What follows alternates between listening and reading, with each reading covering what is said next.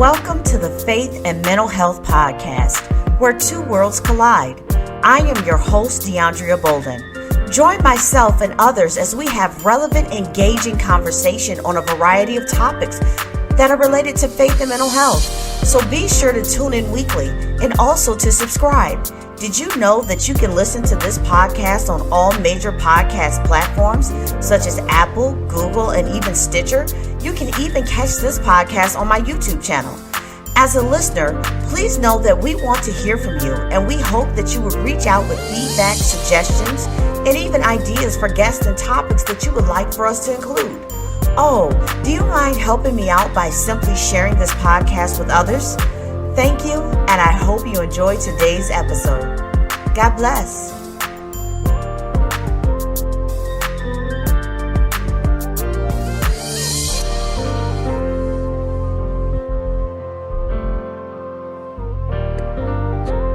Hello, and thank you for tuning in. I'm your host, DeAndrea Bolden, and today my guest is Veonne Anderson, and we are going to be discussing, our topic this week is help. My divorce is killing me. And so listen, if you're going through a divorce, if you've been through a divorce, maybe even you could be somebody listening could even be contemplating a divorce. This definitely is something you want to take a moment and listen to. And so I'm going to go ahead and yield the floor to Veonne and let her introduce herself to the listeners. Please go ahead and introduce yourself and let people know a little bit about you. Awesome. First off, thank you so much for having me. I'm honored to be here and share this platform with you. So my name is Veonne Anderson. I am an author, a publisher, and web designer, and I specialize in bringing people into online platforms so that they can have an influence in this world. Outside of that, I also work with NASA Space Apps. And I help children get connected with STEM careers. So I love positioning people for purpose. That's just who I am. And I'm really happy to be able to talk about this topic of divorce. For me, it was definitely a whole process, a supernatural one at that, for me to be able to heal the way that I did. And I just want to be able to give people hope because it's such a sensitive topic. And if I can just help someone come out of it, I know that that they can be healed and whole. That's good. That's good. Because I definitely think this is a sensitive topic, especially in the church. Yeah. I know a lot of times people have been ostracized, talked about and kind of looked down on. It's funny. I even posted a status on Facebook. I said, just because your marriage failed does not mean you are a failure. Come on. Pick up, chin up. If you're alive, God still has purpose for you, and there's still something for you to do. And so a failed marriage does not define you.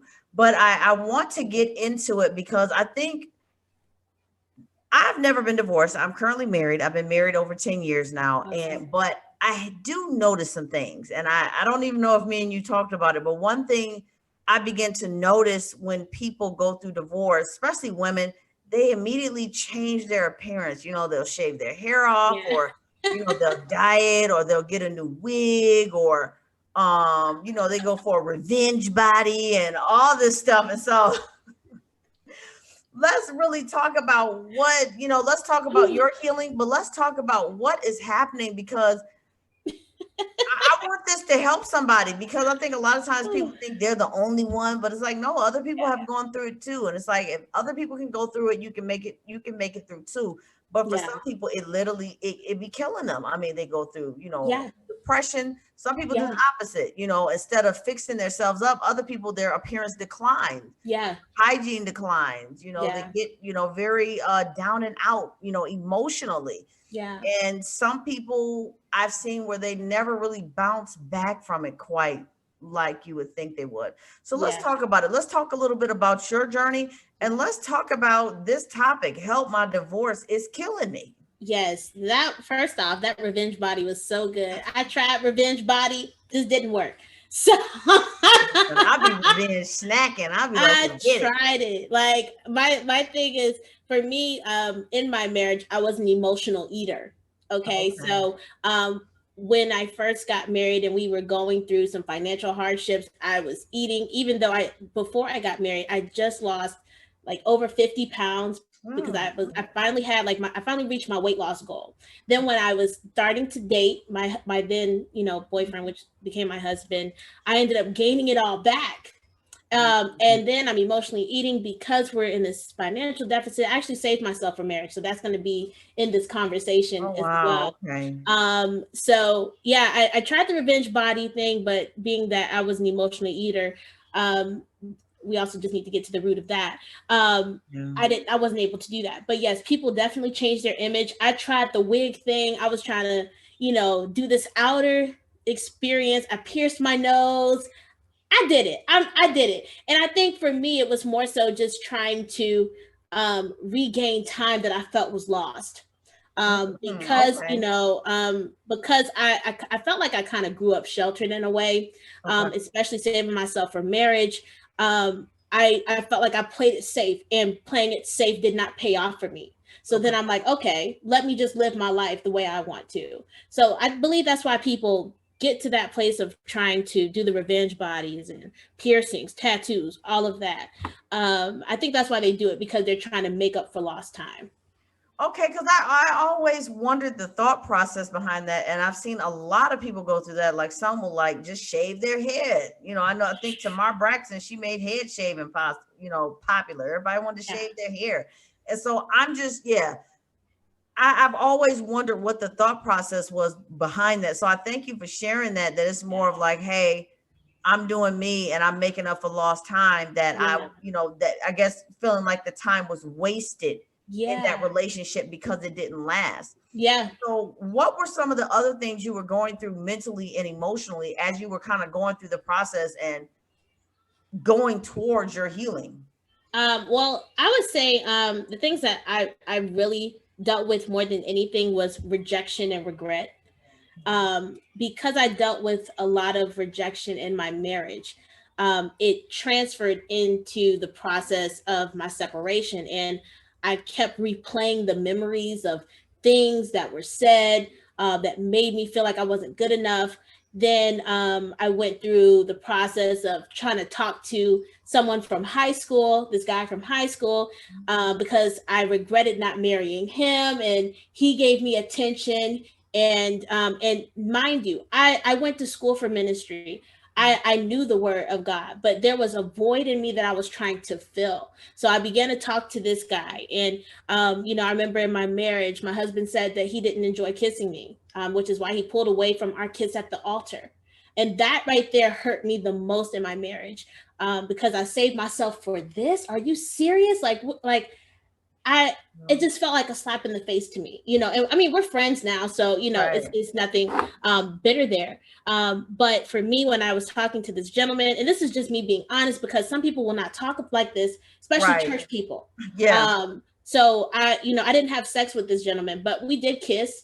And he said I was a good kisser, so I'm like, oh, well, that goes against what I've been told for the past 4 years. Yeah. And so, I was trying to fill that void, and trying to feel like I was worthy. But that really just goes back to childhood wounds. And I feel like, Good. God took me through the process of dealing with a lot of childhood things in Yeah. my healing process, to where it made sense to why I rushed my marriage, and me trying to find that father like traits in my husband, trying to get validated by him, trying to Mhm. get validated by people. So a lot of it was validation and self-worth. And then when it didn't happen in my marriage, I had to deal with that outside of it in my separation and the divorce. But yeah, definitely that grief. I had a lot of grief. I cried. In my marriage, I went a while without being able to cry because I was so numb. I remember people at my church would say, "You look like you are numb. You have no feelings. When you tell me the things that you went through, you're just numb, and you should be able to feel something." Yeah. And when I came back home to Georgia, because I moved to Chicago, I left everything in Georgia. I moved back home to my family. I told my dad, he's in prison, but I talked to him on the phone what happened. And my dad, one thing he said, "It's okay, baby. You're going to make it through. I love you." That right there, I finally cried, because those were words that I was wanting to hear for so long. The Yeah. "I love you" from my husband was what I really was looking for from my father. Yeah. And God had to deal with that. Not saying that that's everyone's story. Yeah, because yeah, yeah. everyone's divorce is different. But for me, Right. that was mine. And, I finally was able to cry. I'm now a big crybaby, and I'm glad that I can cry. I'm glad I can smile because I never thought I'd smile again. So that's some of the things that I went through in my process, because I don't want to talk too much. I'm sure you have some No, content no, here. this is really good, and I think Yeah, this is really good. And I yeah, think it's going to help some people because I know divorce. Not only is it hard on people, period, yeah, believer or unbeliever, we don't really address it in the church. We just kind yeah. of, ostracize people, or will hold on to one person and then shoo the other one away. People feel like Yes. they have to pick sides, and Yes. yeah, Let's talk about that, please. yeah, you Because probably lose a listen, lot of relationships that let way. me tell you, I'm okay. Now I told you I moved from Georgia. That's where I was born and raised, and I moved to Chicago. I Mhm. didn't have any family there except for his family. Okay, so when we went to this church I was going to, I got close to a few people, not many. He had more so connections because he was in the worship department or whatever. Mhm. When I finally left, because I left because of what was happening with my mental health, but also because of the communication, that he loved me but he wasn't in love with me, which was hard in itself, another part of rejection. And I just chose to move forward, and not to mention we are co-parenting from two different states. So that's a whole nother topic there. But the people in the church, they just started making rumors about me, Mhm. and I'm like, y'all don't even know why I'm leaving. Some people just thought I just left. Some people just thought I left him because I had another boyfriend in another state, which was the complete opposite. And I was very faithful to my husband, All right. very. So, I mean, besides the separation and the kiss, but like I was very dedicated. I loved him more than anything. I literally dedicated my life to this man and left everything, gave up my career, gave up my apartment, gave up my car, literally everything. I was well off by myself. Wow. And to give it all up and then, have the church people create these rumors about me because, I didn't have a high position, because they didn't get to know me, because I wasn't on the worship team. It really hurt me. And I tell you, I was literally in a place where I didn't want to deal with church for a while, Yeah. which got me to the place of making those decisions and wanted to walk away from God. But I'm very glad that God brought me back. Yeah, yeah, I'm glad you shared that, even wanting to walk away from God, because I think for some people it is that painful, and it may not even be so much, your experience, like, church people making up rumors and stuff, but sometimes it's just so painful that people kind of walk away from God. They don't even realize they begin to reject Him because of their pain. Come And so, on. yeah, and so, but I want you to speak to the co-parenting piece. I think that's Yeah. a big piece. Yeah. Um, we don't want the bitter baby mama to be Absolutely. a, an epidemic in the church. We Yeah. don't want to treat children like a pawn on a In a chess game. game. Mm-hmm. Don't want to play you can't see your kids and all that because Right. you're mad, or it's okay until he gets in a relationship with someone else, or it's okay until you get in a relationship with someone else. How can you I need you to, because I think this is the area where a lot of people know how to move on, but they move Yeah. on bitter. Yes. That's Move on the healed. They just move on bitter. They just keep bitter. it moving. And then now this guy, you're gonna torture him the rest of his life because y'all had a child and you mad because the relationship didn't last. What can you say to those that are struggling in the area of co-parenting? Maybe angry with Yeah. the ex. I don't even want to look at a person. Yeah. We even have to address Yeah. their kids because of the ex. Yeah. Absolutely. Absolutely. So, um, I remember when I was leaving, when I made the decision to talk to him about me going back to Georgia, we communicated right then and there, that I would not be the bitter baby mama. Okay, because we have a common love here, which is our daughter. We didn't work out, Right. but we still have a daughter that we have to raise together. And what really had to click for me is we're in each other's lives for the rest of our life because our daughter is here. Yeah. So we're going to have to make this good. And it really takes for you to die to yourself and let me go a little bit simpler on saying that. You have to put your feelings aside, your personal feelings aside, to raise your child, because your child will end up bitter towards whatever parent is, is the bitter one.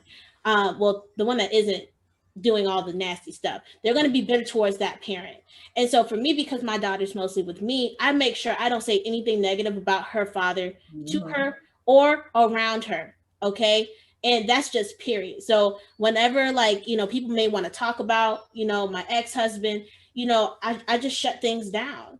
And you really have to be sure what words you're saying, the conversations that you're having about your ex.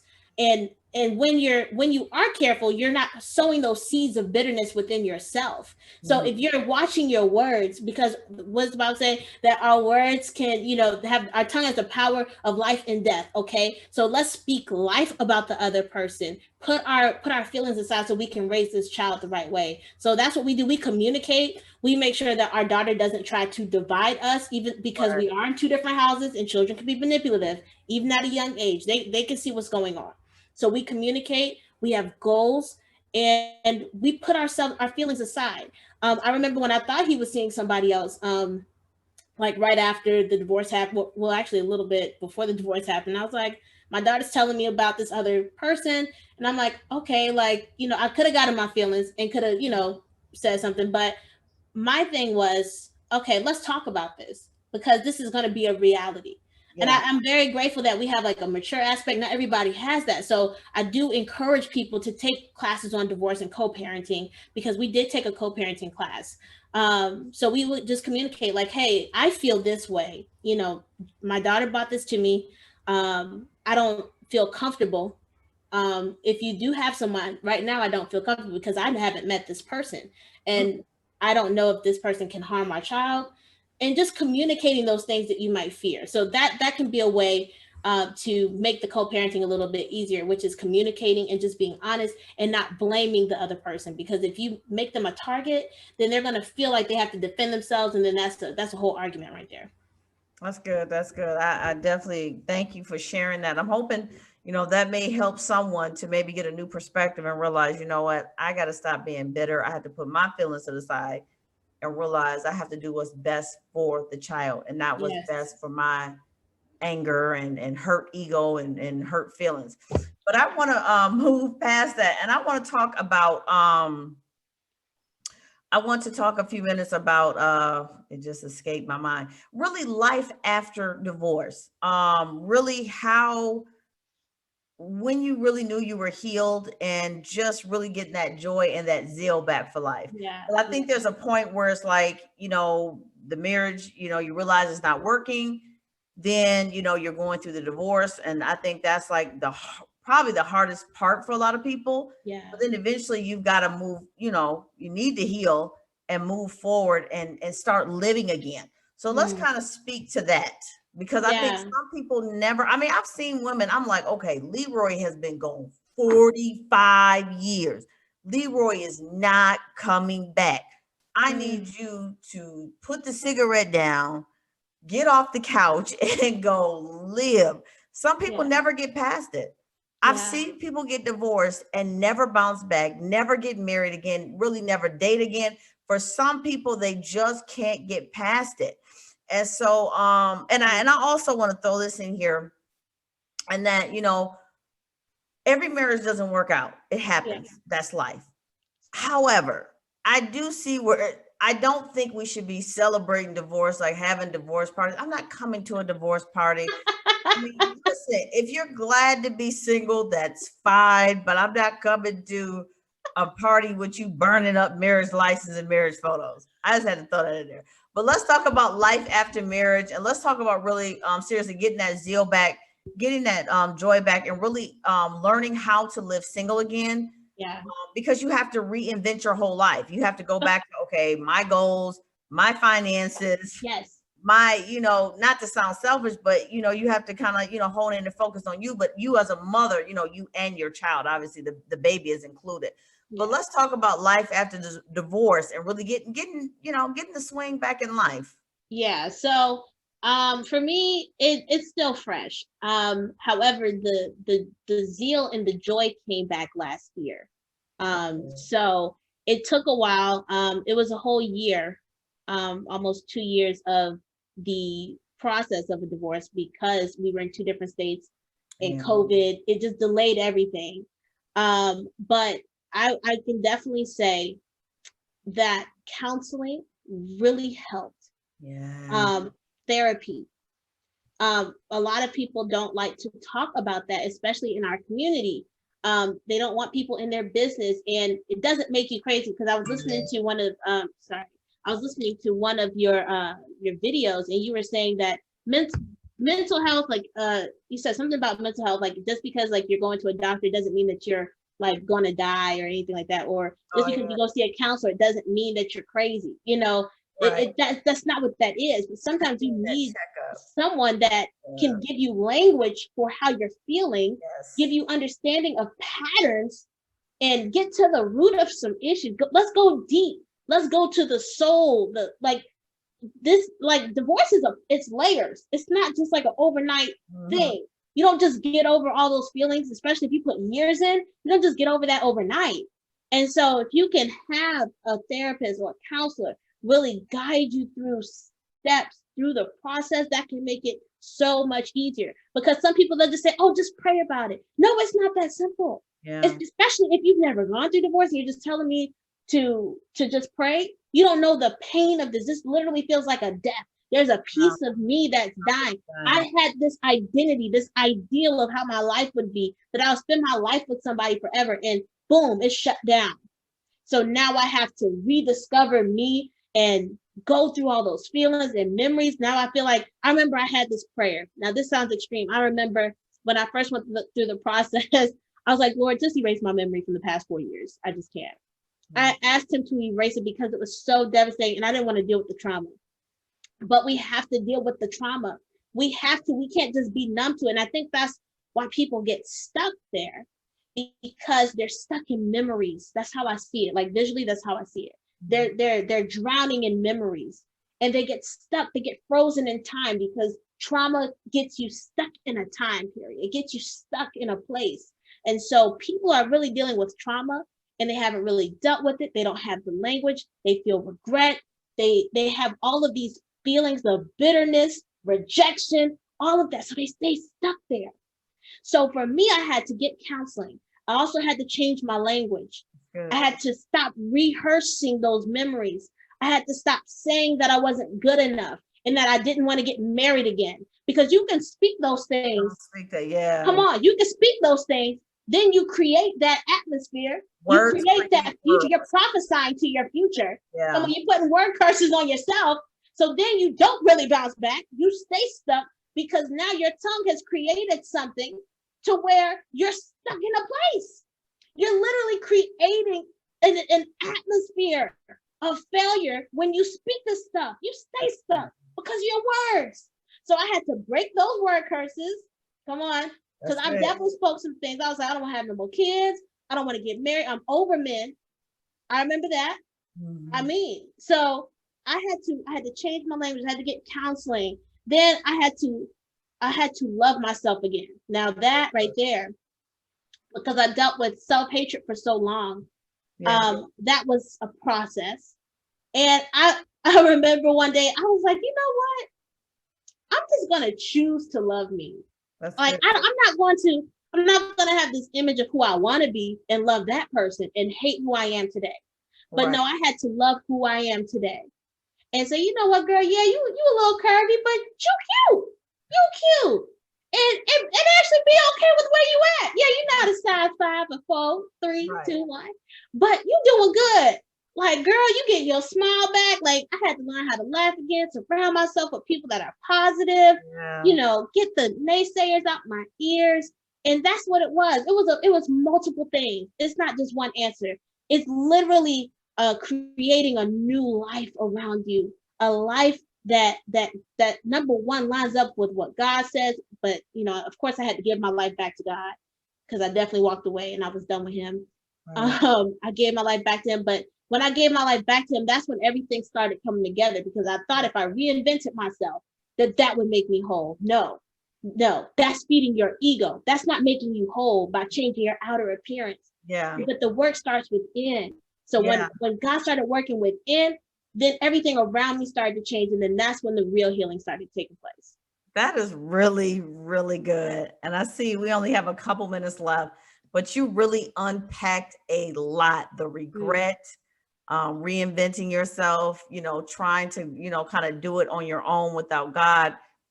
And even the piece about counseling. I definitely recommend that anybody, if you're on the verge of divorce, if you're going through a divorce, if you're recently divorced, or even if you still have not got over a divorce that may have happened years ago, I highly recommend that you take the time and go and get that professional mental health counseling, because it can also not just help you heal from that failed marriage, but it can also help you heal from other things that you didn't know that you need to be healed from, so that when you do get into another relationship, you will be the best version of you. I always say, when it comes to mental health, you cannot do anything at your best if you're not your best. That's marriage, that's parenting, that's working, that's business, that's ministry. You have to be at your best if you want to be able to give your best in every capacity. So I recommend the counseling, because like she was saying, for some people that divorce is very traumatic. But just think if somebody was already traumatized from childhood. Boom. So there's more trauma. And so we have to recognize this stuff and realize the importance of getting that professional counseling. But we have to go. I don't know. We may have to do a part 2, because this was really, really good. Yeah. But Veonne, please take a moment and let people know how they can reach you, how they can connect with you before we get off here today. Yes, if you visit my website, VeonneAnderson.com, you can stay in contact with me. Also, I have products. If you want to learn a little bit more about my journey of divorce, I have a book called The Qualified Life that I actually wrote during my divorce process. Visit my website, VeonneAnderson.com. I can definitely coach you through writing or writing through your trauma, so God can heal you. So visit my site. That's so good. That's so good. Thank you to everybody that has been listening. And for those that are tuned in, please make sure you go to www.themergeconference.com to keep up with updates and news about the Merge Conference that is coming April 23rd and 24th, 2021. Thank you for tuning in. Love you guys.